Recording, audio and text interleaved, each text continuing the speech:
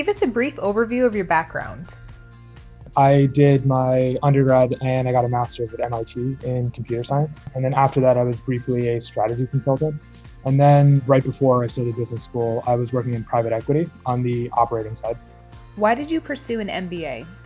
I had a very technical background in undergrad, and I was working on a lot of technical projects in my career, and I wanted to explore the business side. I've always been interested in entrepreneurship, and I think I wanted to gain a set of skills and build a network, learn about leadership. All these elements to, I think, what makes a successful company were complementary to my current skill sets. What type of projects are you most experienced with? Both at Oliver Wyman and at Blackstone, I was focused primarily on digital projects, specifically around thinking about advanced analytics, AI, machine learning. How did you decide which business school to attend? I decided to attend the Stanford GSB. I'm currently a first-year student there. There was a lot of intangibles to Stanford that I thought were very appealing. I think one of the things that I felt right away was the strong emphasis on community, and that was really important to me, forming meaningful relationships with people and getting to learn from my peers just as much as I learned from professors in the institution. And then I think beyond that, I think for what I'm interested in, AI, machine learning, I think there's really no better place on earth than being in and around Stanford for pursuing entrepreneurship in those spaces. Which other schools did you apply to, and what was your decision-making process like? So I had also applied to HBS and Wharton. And I think my decision-making process really just centered around wanting to, get a sort of new educational experience. So having gone to MIT, Boston was a very familiar place to me. And I think Stanford just had that focus on community and the emphasis on entrepreneurship. And I think, when it came down to thinking about those factors, it was an easy choice. Which schools were you accepted at? I was, in the end, deciding between Stanford and Wharton, and ended up choosing Stanford. What were the most challenging parts of the admissions process, and why did you feel that you needed an admissions consultant? So there were a few things. I think one was, as you mentioned, when you work very demanding jobs. So when I was in consulting and then when I was in PE, it's very difficult to be efficient with whatever hours you have remaining to balance something like applying to grad school on the side. And so I think one of the big appealing things about working with a consultant was just making the best use of my limited time, and just gaining that efficiency. And then I think the second critical piece really was, I think, applying to business schools in particular. The process is fairly abstract. The questions that get asked are very broad and open-ended. And I think it was very helpful for me to bounce ideas off of and get mentorship and sort of guidance from people who were very experienced with the process and have seen, candidates like myself under constraints that I would bring in terms of having worked long hours. And I think, just having a consultant made a lot of sense in that regard. Why did you decide to work with Inspira in particular? I'm someone who goes off of gut feel for a lot of important decisions, for better or worse. And I think after I had an initial call with some of the folks at Inspira, I got the sense that they were very personally invested in me versus just having me and my success be another bullet point on the Inspira resume. So that was very important to me, because I felt like part of this was not just applying to business schools, but I thought some of the questions that I was forced to answer were very personal. And I wouldn't want to go through that exploration and journey with a thought partner who I didn't feel was equally invested in me learning about myself in that way. So I think that personal touch was very important. And then it was also just very clear to me that the folks at Inspira are just very knowledgeable about the process. We're able to answer kind of complex questions that I had right off the bat with very, very nuanced and thoughtful answers that really helped guide my process along. So I think, right off the bat, I had a very good feeling about it, and I'm fortunate that I did. What advice do you have for people considering working with Inspira? I think the biggest piece of advice I can give is there's nobody who's going to do the work for you. You, at the end of the day, have to come up with your own ideas, put together your own essays and understanding of how you want to actually portray yourself.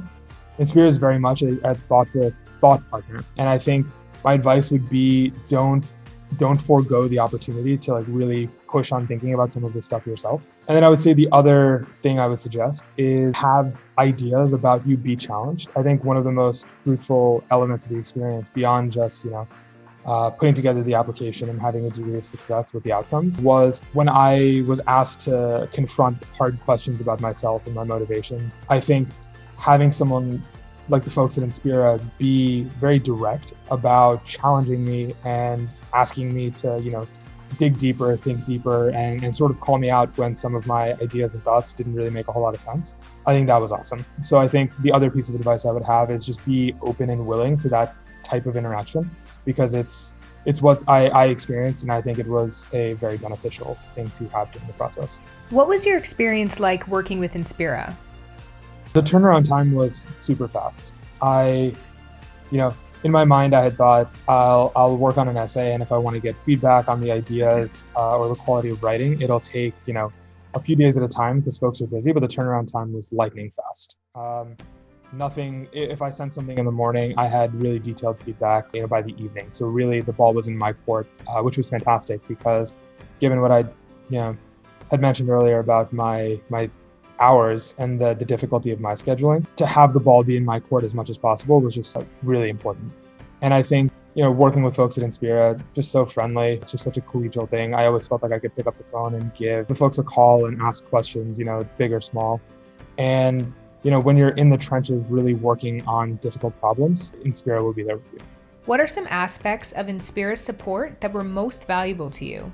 There were a few things. I think, for one, I felt like my background was relatively overrepresented in business schools, thinking about, coming from consulting and or finance. And so it was of particular importance for me during the process to differentiate myself as a candidate and let my, unique qualities and experiences come across in the application. So I think that was one thing that Inspira really helped me figure out, how to think about as well as how to represent. And then I think there were elements about my candidacy that I was unsure of heading into the application process. And I think, one example of that is, I'd really thrown myself into work when I graduated college. And I think that led to me having a sort of less extracurricular experiences than I thought the average business school applicant might. And I thought that would be reasonable negative. But Inspira helped me frame that appropriately. And I think, part of what they helped me do was figure out, like, okay, you have strengths and you have weaknesses, and rather than focusing on, heavily shoring up weaknesses or thinking too much about them, why don't we show people that your strengths, are really valuable, and like doubling down on that. So I think that reframing of my candidacy was really helpful as well. And I think generally speaking, there was just a ton of support that was individual to my specific candidacy, and that I think really helped push my application to the edge. How many years of experience did you have prior to applying to business school? So at the time that I applied to business school, I had a little over 2 years of experience. What advice do you have for MBA applicants? I think maybe the big piece of advice for an applicant is be prepared to be more introspective than maybe you've ever had to be for anything else. Because what schools look for is an understanding of what value you seek to impart on the world. And to answer that question, you have to really, really dig deep into your passions, your motivation. And I think being prepared to do that and being willing to do that is really important. And to something I was mentioning earlier, I think, everyone has weaknesses, and it's important just not to fixate on them. I think, people value your strengths. And I think, highlighting those, showing awareness of your weaknesses, but not fixating on them is another really important thing. And yeah, I think generally speaking, it's a fun process. It's, it's funny for me to say that now because there were definitely a lot of long nights, but I think at the end of it, I was very happy that I went through it just for the opportunity to really think deeply about my future. How translatable are essays across business schools? Mileage may vary depending on who you are, but my personal experience is that the essays are very, very different.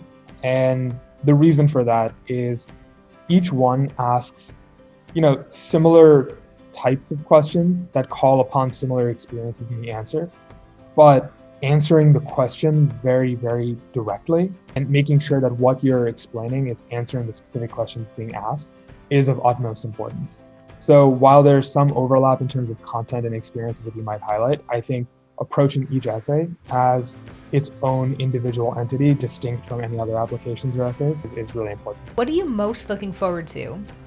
I think the thing I'm most looking forward to is just continuing to grow relationships with people in my class. There's, again, a tremendous community aspect to the GSB that, coming into it, I'd heard about it, and I think it was something that was appealing to me coming in. You really don't even know what it is until you're part of it and immersed in it.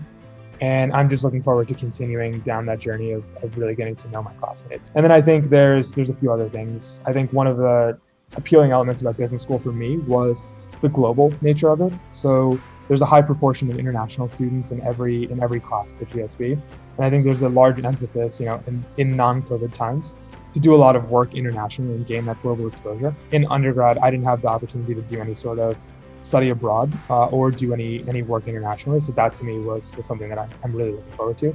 And then I think just the opportunity to take a variety of interesting classes with top-notch professors and grow as a leader and thinker. What is your long-term career vision? Where I see myself in 15 years is as an entrepreneur, somewhere along the entrepreneurial journey, whether I'll have, been working on one company that whole time or have at that point, pivoted to various other companies. I see myself as an entrepreneur. And I think, my time at Stanford is really going to help me along that journey.